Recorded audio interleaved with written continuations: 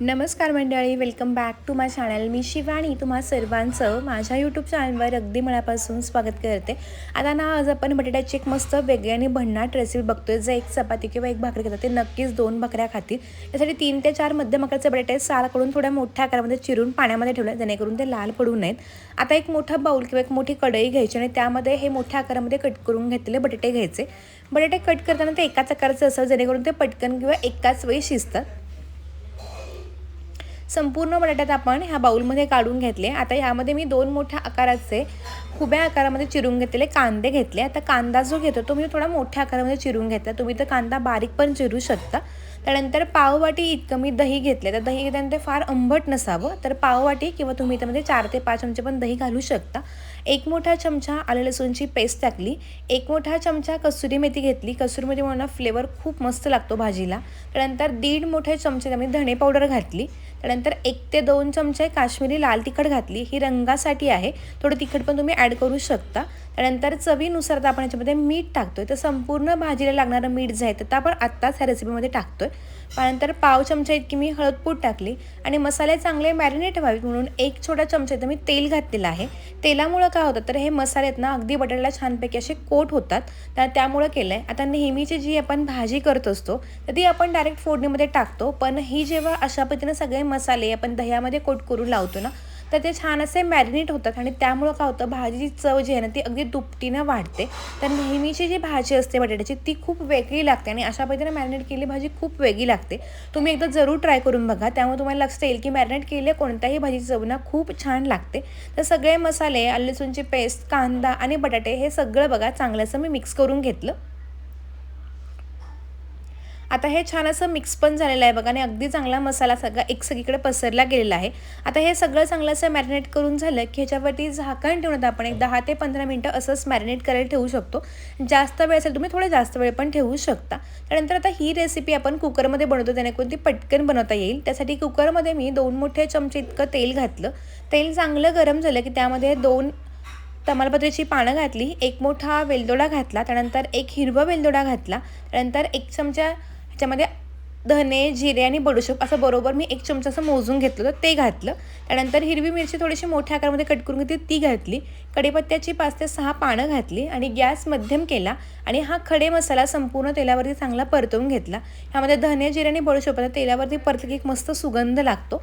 आता ह्यामध्ये मी 1 मध्यम आकाराचा टोमॅटो बारीक चिरून घेतला होता तर तो घातला आणि हा पण बघा सगळा चांगला परतवून घ्यायचा. टोमॅटोला थोडासा कच्चेपणा आणि आंबूसपणा पण असतो, तो चांगला परतला गेला पाहिजे.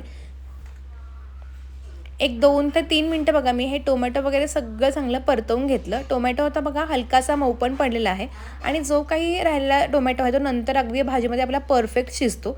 आता गॅस अगदी मध्यम करायचा आणि आपण मॅरिनेट करून घेतलेली जी काही भाजी होती त्याची संपूर्ण भाजी किंवा संपूर्ण बटाट्यात आपण ह्या तेलामध्ये टाकून चांगले परतवून घेतोय. आता बऱ्याच जणांना प्रश्न पडेल की आपण कांदा जो वापरला तो कच्चा वापरला तर तो शिजेल का, त्याचा कच्चेपणा लागेल का?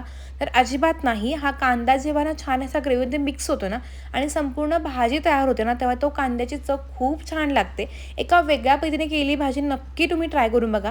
बऱ्याच वेळा पाहुणे वगैरे आले की आपण घरी पनीर वगैरे बनवतो, पण त्यावेळी जर तुमच्याकडे वेळ नसेल तर तुम्ही तीच बटाट्याची भाजी अशी वेगळ्या स्टाईलने करून त्यांना नक्की तुम्ही इम्प्रेस करू शकता.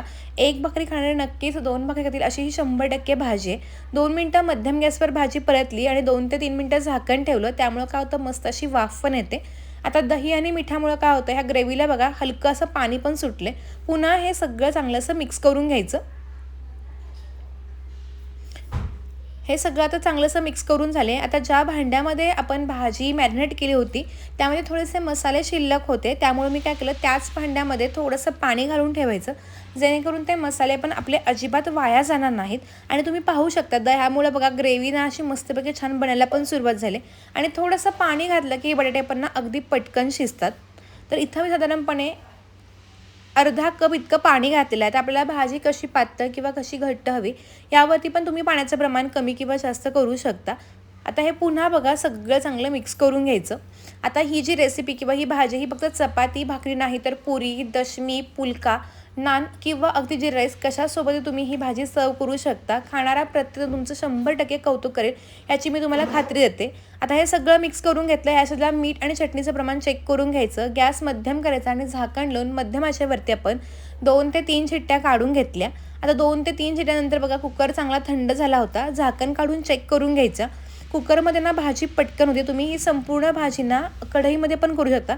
जी पद्धत सोपी वाटते तुम्ही त्या पद्धतीने नक्की करू शकता. तुम्ही भाजीचा रंग बघू शकता आणि भाजीचा जो काही फ्लेवर आहे तो पण अगदी परफेक्ट फ्लेवरमध्ये तयार होतो. आता ह्यातले जे काही बटाटे म्हणजे साधारणपणे 3 ते 4 बटाट्याचे जे तुकडे असतात ना ते थोडेसे मॅश करून घ्यायचे.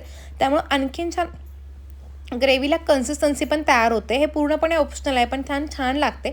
अगदी संपूर्ण बटाटे अगदी मॅश नाही करायचे पण थोडेसे बटाटे बघा मी मॅश करून घेतले आणि पुन्हा आता हे सगळं बघा चांगलं मिक्स करून घ्यायचं.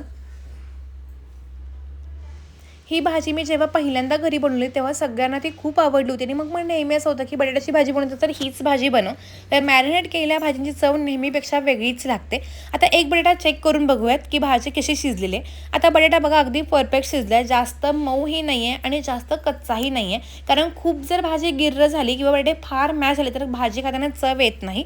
आता ग्रेव्ही पण बघा अगदी मस्त अशी क्रीमी अशी ग्रेव्ही पण जी आहे ती तयार झालेली आहे.